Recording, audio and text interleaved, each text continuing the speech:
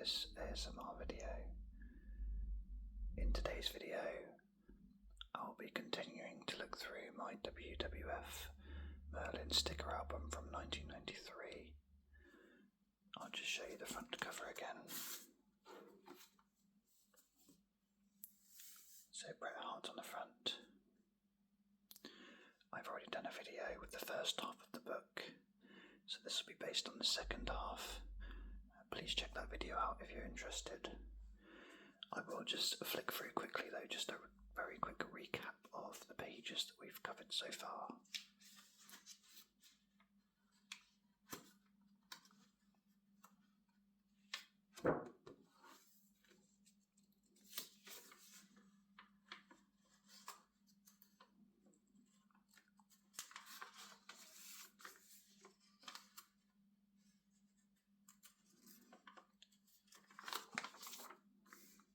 As you can see, this is a complete sticker book.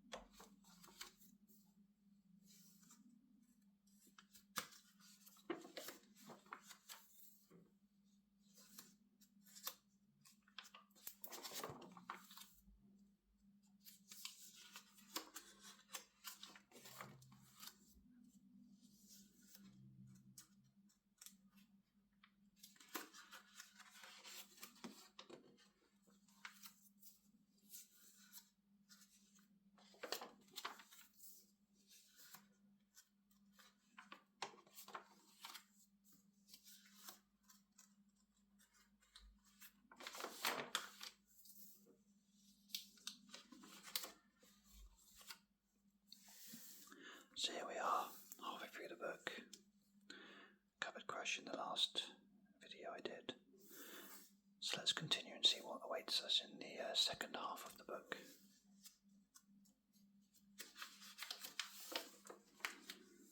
So we have Tatanka. I really like Tatanka. I loved his theme music as he walked on when it first kicked off, and you could hear the first sort of Native American cry at the start of it. Used to get me like really excited. I liked it. I do remember that he has an undefeated streak in singles. Always made me think, why didn't they just put him forward for a title bout then?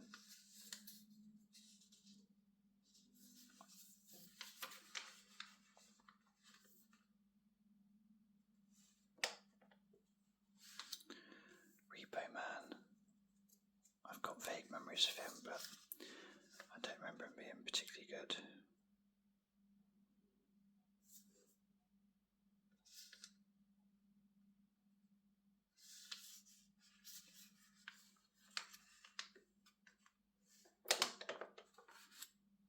Mr. Perfect. I like Mr. Perfect. He was a good wrestler. Was someone that I always thought was really technically really good. One particular brawl fight match of his that I liked was when he fought against Bret Hart in, I think it was the King of the Ring semi-final in '93, and at the end of the fight, which Bret Hart won only just by reversing a pin, I don't know what you call it, the curly one, where you're curled up like a ball. And at the end of it, Mr. Perfect looked absolutely crestfallen and walked off, and then came back in, and he thought it was going to kick off again, but he shook Bret Hart's hand, and yeah, as a Bret Hart fan, I liked that. But technically, that was an incredible match.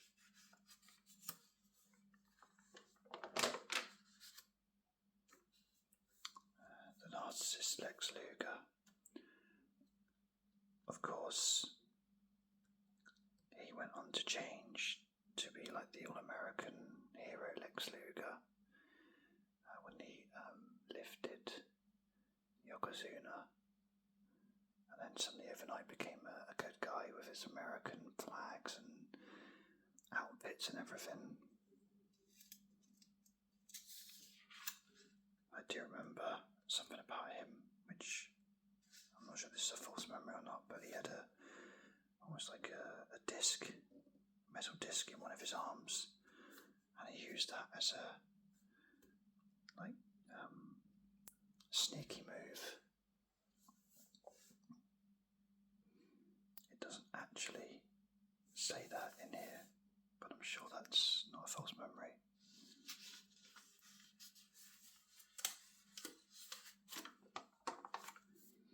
Bob Backlund, technically very good, been going a long time, but just, I don't know, not really anyone's favourite.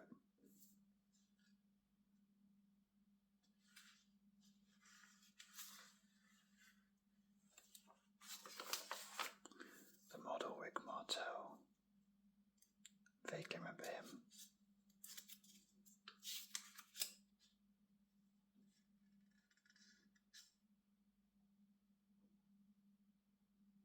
I like his badge, that's quite good.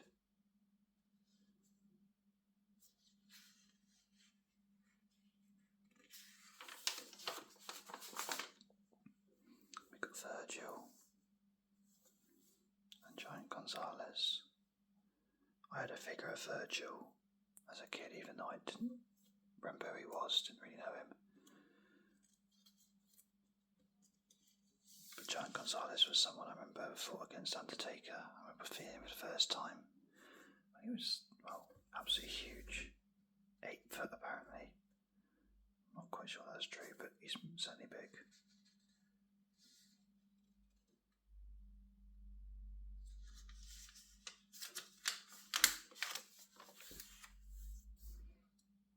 Damien Demento. Honestly, I have no recollection of this guy at all. Don't remember him at all.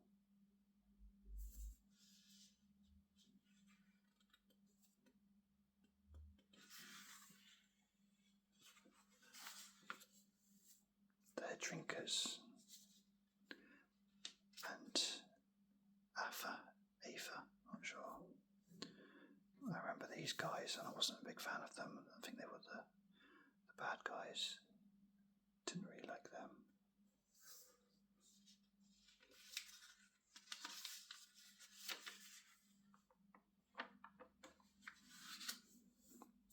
The Steiner brothers. I liked their music. And I liked them. The thing I liked most about them was their final move, where I'm going to try and describe this in a really bad way, but they threw the opponent against the ropes, and as they came back, he sort of leapt up in the air, feet first, and sort of managed to somehow grab their head in between their legs and sort of do a somersault with them. I'm sure if you know wrestling, you'll remember what I'm talking about. But yeah, that was really cool. Back in the 90s, there wasn't that many extravagant moves, so I was a big fan of that one.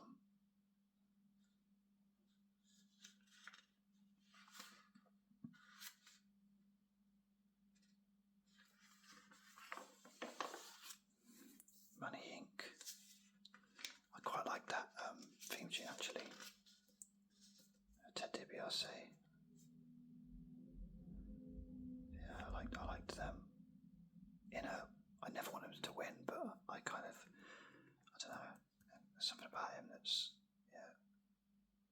quite nice. That appealed to me, and I don't know what.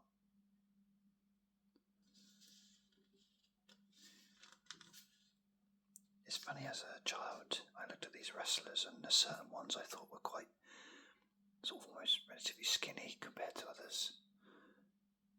And now I look at them and think, what a ridiculous thing that is.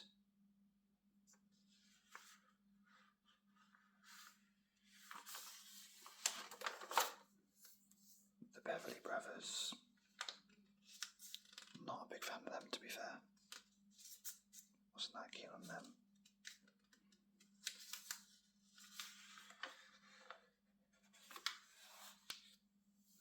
The Nasty Boys. I remember them. I had figures of them, but can't really say I liked them that much. One's called Knobs and one's called Sags. That's something I've learned today.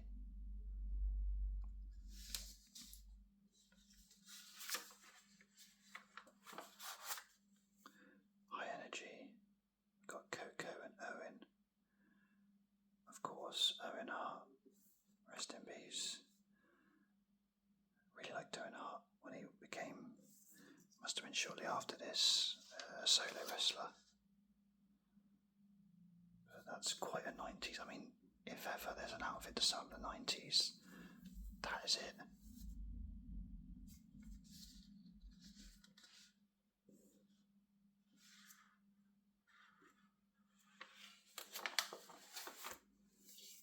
We have the Megamaniacs. We got Hulk Hogan, Brutus the Barber Beefcake, and I think that's Jimmy Hart.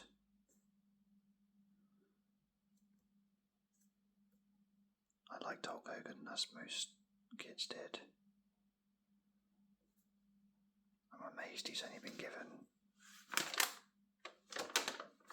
a bit right at the end of the book. I'm not sure if that's something to do with the fact that Hulk was doing his own thing maybe when this came out and there was some issue rights, because I'd have thought Hulk along with Bret was probably the big star of the WWF.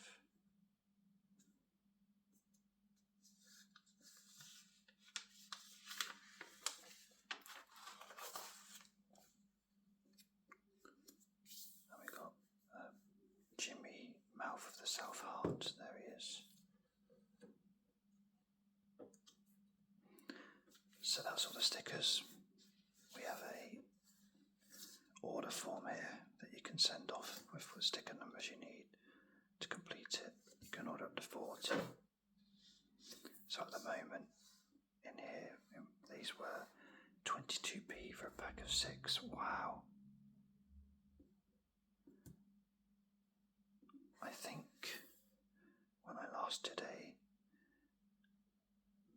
Panini World Cup album in 2018, I think it was something ridiculous like 70p for 5.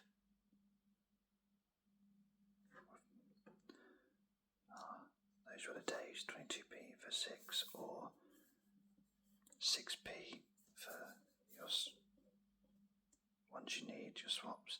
So even getting 40 you need is only going to be £2.40. And that includes postage and packaging. Wow.